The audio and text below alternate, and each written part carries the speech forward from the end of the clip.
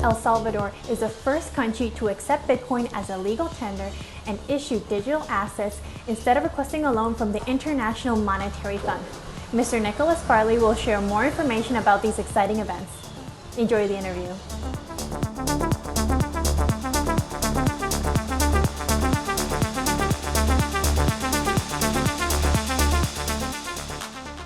So I get into Bitcoin in 2017. At the time I was working in a company doing VR software. And in 2017, there was something interesting happening, that the price of GPU, it's basically graphics card that you put in your computer, was skyrocketing, which is not something that happens usually. GPU is being a very mature market. So every year there is a new chip that's come out, and the price is depending of the, I guess the power of the GPU, maybe between $200 and $1,000. But then at the end of the year, it's like if it starts at 500, it's go to 400, and there's a new chip that goes out at 500, and at the end of the year it goes to 400. And so it's a very mature market. Every year there is new chip, and the price cycle is always the same. And in 2017, something interesting happened where instead of going to 500 to 400, it went from 500 to 700, 800, right? And it's because there was this miner that was buying all the chips from the market. And for me, being in the space where we use a lot of GPUs, that was something that was intriguing. And so this is how I actually start looking into the space. It really took me maybe 2 years after I went down the rabbit hole of crypto to understand more specifically Bitcoin. And I have a background from mathematics and computer vision, and so for me, I get into crypto from the technical standpoint. But I believe to really understand Bitcoin, you need to have both the technical ground and the economic ground. And so when I start digging into this, I learn a lot about the economic side of things. And when I add the understanding of both, I understood that Bitcoin is really unique. It's very different from the rest of the crypto market. And Bitcoin is really what should be money, and what, as an entrepreneur, I wanted to focus on. So 2 years later, I just said, okay, I want to be full-time working on Bitcoin. I mean, fundamentally, Bitcoin is like a freedom money, if you want. And so it's the idea that you will have your own responsibility about what you do with it and how you manage it. And so it's something to have in mind. It's awesome, but it's also it comes with great responsibility, right? We have the dicton that say with great powers come great responsibility, and I think Bitcoin is a good example from that, which is like it's money, with no string attached, so you can do everything you want with it. But if also you do some mistake and you didn't write your 12 seed word, or you lose it, and then you cannot call the CEO of Bitcoin and say, hey, I lost my login, can you give me back access? And so it's really the definition of, it's empowering you, but you need to take responsibility for it. And it's something in society that maybe is, is getting lost a little bit. So, I mean, it's really, there is a big education part about, what is money, how it should be used. And so this is a big part. But I think why also money is really empowering, Bitcoin is empowering as money, is if you think about today's cost of banking and the cost of compliance, more specifically, there is about 2 billion people on Earth that don't have banking access. And one of the main reasons is today, whenever you open a bank account, a bank have a lot of costs associated to it, because they need to do some KYC, and they need to know who you are, and you need to give an ID. And there is also the ongoing cost, where there is some AML processes that need to verify that the activity you do are legal. And even though those rules, initially are on a good ground, or why we need those KYC, AML processes, the artifact of this is that it's not profitable for a bank, and a bank is typically for profit to bank the people that don't have enough wealth or doesn't do enough transaction, and therefore there is a large part of the population on Earth that doesn't get any financial access. And something that Bitcoin do is like Bitcoin, it doesn't discriminate. Like you don't need to have any KYC document to use Bitcoin. And so this is why Bitcoin is really empowering, is because as long as you have a smartphone and you have an internet connection, you can download the Bitcoin wallet and you can use it. And Bitcoin can give financial access to a lot of people that banks today can't. And this is why Bitcoin is empowering. There's a couple of things. I think nothing beats the idea of coming to the ground in El Salvador. I think it's interesting how El Salvador was, most people didn't know how to put El Salvador on a map a year ago. And now that El Salvador is adopting Bitcoin, everybody knows about it. And as a result of this, every media is talking about it.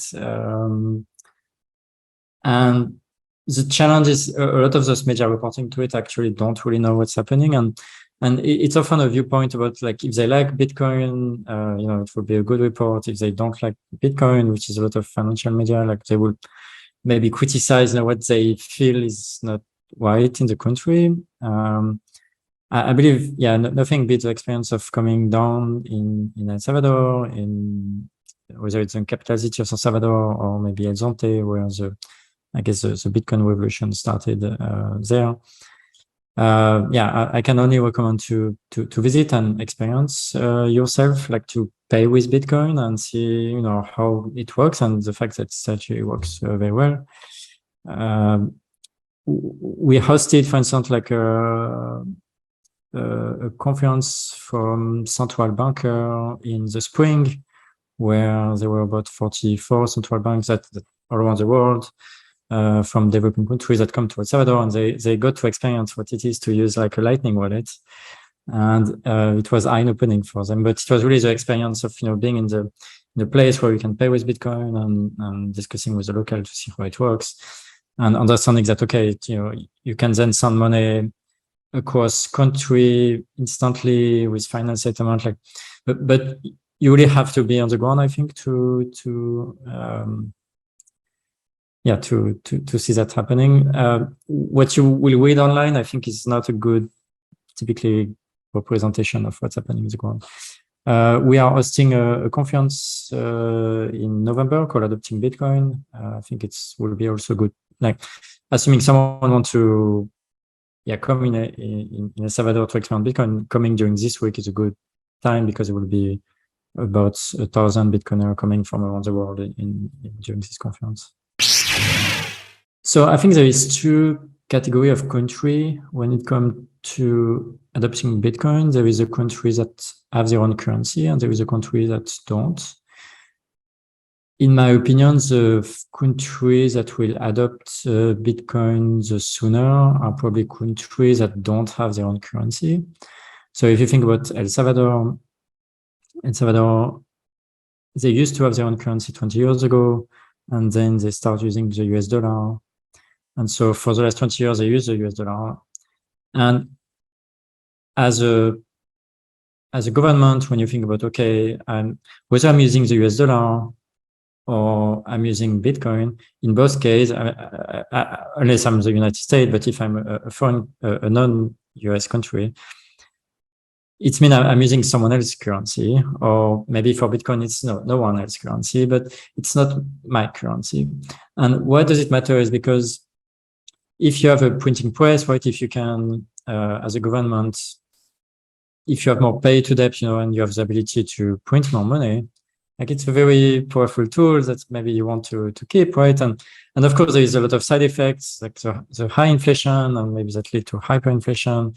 But this is typically, as a government, this is a type of thing that maybe you leave to your next government, right? And eventually, it go out of, you can't manage it. And I think we're in the world today with inflation, where like all the money that has been printed over the last couple of years are effectively start to become an issue. And we start that, you can't print money infinitely and expect everything will go right. But yeah, my point, to come back to your question, is that, okay, first, the countries that will adopt Bitcoin, the next 10 countries, I'm pretty sure, will be countries that use someone else's currency, someone else's country currency. And for the countries that have their own currency, the biggest challenge will certainly be, like, okay, Bitcoin may be great, but like, should we give up on this privilege that, we can print more money? And it's a very powerful tool. The first one is that El Salvador have had more than 10% GDP for the first time ever.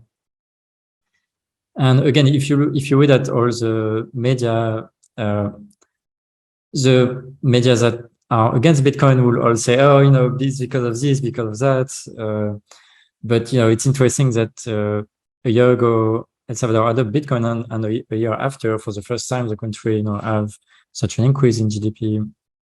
And there is a lot about tourism. It's not just adoption of Bitcoin, but like tourism comes because Bitcoin is being adopted. Like, there's a lot of side effects. And of course, the first country that will adopt Bitcoin, assuming Bitcoin succeed as a worldwide currency, thus will be the countries that will be the better off. And the way to think about it is, for instance, I think that Bitcoin is money, and Bitcoin will do for money what internet did for information, and it's really transformative. And assuming that's the case, if you were asking 30 years ago, hey, internet, it may be a fad, maybe we don't need to pay attention to this, it will just go away, military is better, or whatever. But as a country, if you invest in internet 20, 30 years ago, like the United States did, it's obviously doing great, versus not investing in this new technology. And so a policymaker might be thinking about, okay, what if Bitcoin will have the same effect that internet did, for productivity.